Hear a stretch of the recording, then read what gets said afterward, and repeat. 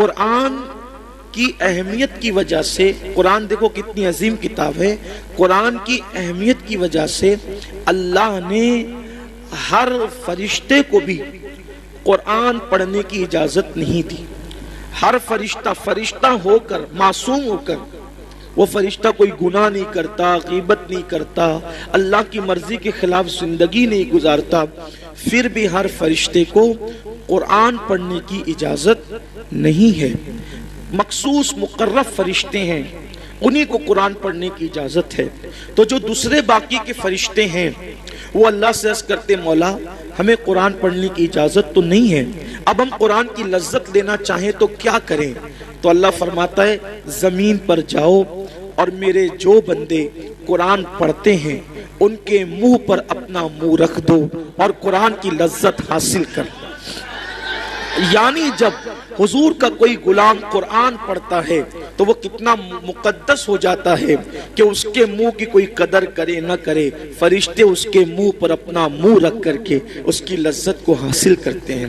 چھوٹے چھوٹے بچے قرآن پڑھ رہے تھے اور جب اس میں اکثر چونکہ آخری پارے کی تلاوت ہو رہی تھی، جو لوگ سمجھے ہوں گے یقیناً کہیں قیامت کا ذکر، کہیں جہنم کا ذکر، کہیں جنت کا ذکر، کہیں میدان محشر کا ذکر، یہ سب آپ نے سنا۔ اگر آپ توجہ کرتے تو مزید آپ کا میں شکریہ ادا کرتا ہوں کہ آپ نے اپنا قیمتی وقت دیا۔ یاد رکھیں قرآن سے اپنا رشتہ مضبوط کریں۔ بلکہ اب یہاں عشاء کے بعد تعلیم بالغاں کا بھی نظم ہے۔ اگر آپ بڑی عمر کے ہیں، قرآن پڑھنا نہیں جانتے، آؤ قرآن سیکھو۔ اس سے پہلے کہ موت آئے قرآن سیکھ لو، کیونکہ فرمایا گیا کہ جس نے زندگی میں قرآن پڑھنا نہیں سیکھا اور وہ مر گیا تو قیامت کے دن اس کو اندھا اٹھایا جائے۔ قیامت میں وہ اندھا، اس لیے ہر مسلمان پر لازم ہے کہ وہ قرآن پڑھنا سیکھے۔ ہم اگر 24 گھنٹے میں صرف 1 گھنٹہ دیتے ہیں قرآن سیکھنے کے لیے تو یقین جانیں کہ آپ قرآن چند مہینوں میں، اور 4-5 پارے آپ اچھے استاد سے پڑھنا اگر سیکھ گئے تو انشاءاللہ تبارک و تعالی آپ خود بخود قرآن پڑھ لیں گے۔ اور قرآن پڑھنے کی عادت ڈالیے۔ آج لوگ کہتے ہیں مصیبت میں ہے، بلاؤں میں ہے، پریشانیوں میں ہے، قرآن پڑھیے۔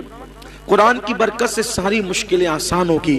اللہ کی کتاب سے بڑی کوئی کتاب نہیں ہے۔ ایک صحابی ہے رضی اللہ تعالی عنہ، ان کا نام ہے حضرت سیدنا اسید ابن حضیر رضی اللہ تعالی۔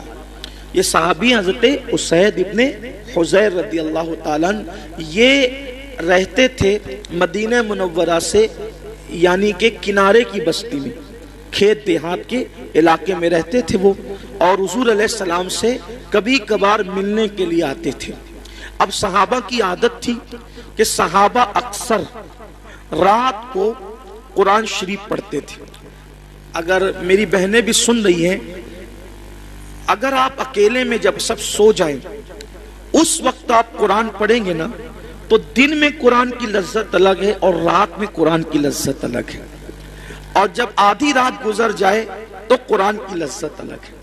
مولا علی فرماتے تھے، میرے مولا مشکل کشا کہتے تھے کہ جب میرا دل چاہتا ہے کہ میں اللہ سے باتیں کروں، جب میرا دل چاہتا ہے کہ میں اللہ سے باتیں کروں تو میں نماز پڑھنے لگتا ہوں، اور جب میں چاہتا ہوں کہ اللہ مجھ سے باتیں کریں تو میں قرآن پڑھنے لگتا ہوں۔ تو رات میں کبھی قرآن کھول کر بیٹھیے۔ ڈاکٹر اقبال جرمنی سے ڈاکٹری پڑھے ہوئے آدمی تھے، لیکن اس شخص کا قرآن پڑھنے کا مزاج یہ تھا کہ جب وہ قرآن رات کو پڑھتے تھے تو اتنا روتے تھے کہ صبح کو جو ان کے آنسو مصحف قرآن پہ گرتے تھے تو دھوپ نکلنے کے بعد وہ قرآن کے اوراق سکھانے کے لیے ان کے گھر والے رکھ دیا کرتے تھے۔ اقبال کی شاعری میں جو چاشنی ہے وہ قرآن کی برکت ہے، وہ درود مصطفیٰ صلی اللہ علیہ وآلہ وسلم کی برکت ہے۔ ڈاکٹر اقبال نے اپنی قوم سے مخاطب ہو کر کہا تھا کہ تم نے قرآن سے مرنا سیکھا ہے، مرنا، کاش کہ تم قرآن سے جینا سیکھ لیتے۔ بھئی مرنے والوں کے سرانے ہم کیا پڑھتے ہیں؟ سورہ یاسین پڑھتے ہیں، اور عقیدہ کیا ہے؟ حدیث بھی ہے کہ جو شخص سکرات والوں کے پاس قرآن پڑھے گا تو موت کی تکلیف آسان ہو جائے گی، تو جس قرآن کی برکت سے موت کی تکلیف آسان ہو سکتی ہے، کیا اس قرآن کی برکت سے زندگیوں کی تکلیفیں آسان نہیں ہو سکتی؟ موت کی تکلیف مشکل ہے یا زندگی کی تکلیف مشکل ہے؟ موت کی تکلیف زیادہ ہے، زندگی کی تکلیف کی کوئی حیثیت نہیں ہے۔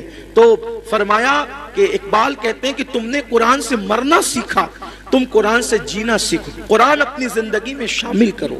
تو صحابہ کی عادت تھی، قرآن پڑھتے تھے۔ مولانا نے ابھی مفتی صاحب نے موبائل کا ذکر کیا، موبائل ایسا گھس گیا یہ ظالم ہماری زندگی میں کہ اس سے کوئی بچا نہیں۔ جیسے پیسے سے کوئی نہ بچ سکا، اب پیسے کے بعد دوسری مقبول چیز یہ ہے، موبائل سے کوئی نہیں۔ کیا پنڈت، کیا مولوی، کیا امام، کیا لیڈر، کیا امیر، کیا غریب، کیا بوڑھا، کیا بچہ، سبھی اس میں مبتلا ہو گئے۔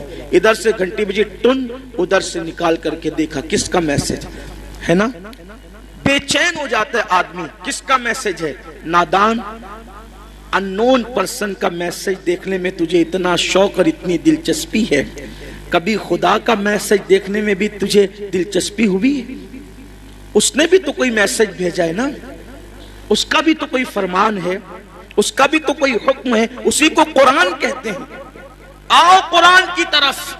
اللہ کے رسول صلی اللہ علیہ وآلہ وسلم نے حجۃ الوداع کے موقع پہ فرمایا تھا کہ میں تم میں دو بھاری چیزیں چھوڑ کر جا رہا ہوں اور دونوں کا دامن مضبوطی سے پکڑے رہنا، تم کبھی گمراہ نہیں ہو سکو گے۔ فرمایا تھا ایک اللہ کی کتاب ہے اور دوسری میری اہل بیت ہے، اور یہ بھی فرمایا تھا، یہ بھی کہا تھا کہ یہ دونوں کبھی جدا نہیں ہوں گے حتیٰ کہ حوض کوثر پر مجھ سے آ کر ملاقات کریں گے۔ امام حسین نے کربلا میں بتا دیا کہ نانا کے فرمان کی حقانیت کیا ہے۔ فرمایا کبھی جدا نہیں ہوں گے۔ گردن کٹ گئی، حسین قرآن پڑھ کے بتا رہے ہیں لوگوں دیکھ لو ابھی بھی قرآن سے ہمارا تعلق کتنا مضبوط ہے۔ جان سے ہمارا تعلق کٹ چکا ہے لیکن قرآن سے ہمارا تعلق اب بھی باقی ہے۔ اور حسین پاک نے قرآن پڑھا، نیزے پر قرآن سنایا، تو یہ قرآن ہے۔ اور ان کے والد تو کیسے قرآن پڑھتے تھے؟ مولا علی کیسے فرماتے تھے کہ میں گھوڑے کی ایک زین پر قدم رکھنے کے بعد دوسرے زین پر قدم رکھنے سے پہلے پورا قرآن ختم کر لیا کرتا ہوں۔ ابھی لوگ تامک توئیاں کر رہے ہیں کہ یہ کیسے ہو سکتا ہے۔ فرمان پر سب کا یقین ہے، فرمان پر سب کا یقین ہے کہ مولا علی نے کہا گھوڑے کی ایک زین پر قدم رکھنے کے بعد دوسرے پر قدم رکھنے سے پہلے پورا قرآن ختم کر لیتا ہوں۔ کیسے؟ اگر کبھی وقت رہا تو یہ راز ضرور بتاؤں گا کیسے، لیکن یہاں عنوان قرآن ہے، اس لیے انشاءاللہ کسی موقع پر مجھے یاد دلائیے، جب مولا علی پر گفتگو ہو تو بتائیں گے کہ ایک زین پر قدم رکھنے کے بعد دوسرے زین پر قدم رکھنے میں کتنا ٹائم لگتا ہے۔ کبھی گھوڑا دیکھا ہے؟ اس پہ بیٹھے ہو؟ سنت سمجھ کے کبھی بیٹھنا۔ پہلے لوگ بارات میں بیٹھتے تھے، اب بند ہو گیا۔ اگر چالو بھی ہو جائے تو مجھے کوئی نقصان نہیں۔ ویڈیو اگر اچھا لگا ہو تو لائک کر کے آگے شیئر ضرور کر دینا۔ اللہ حافظ۔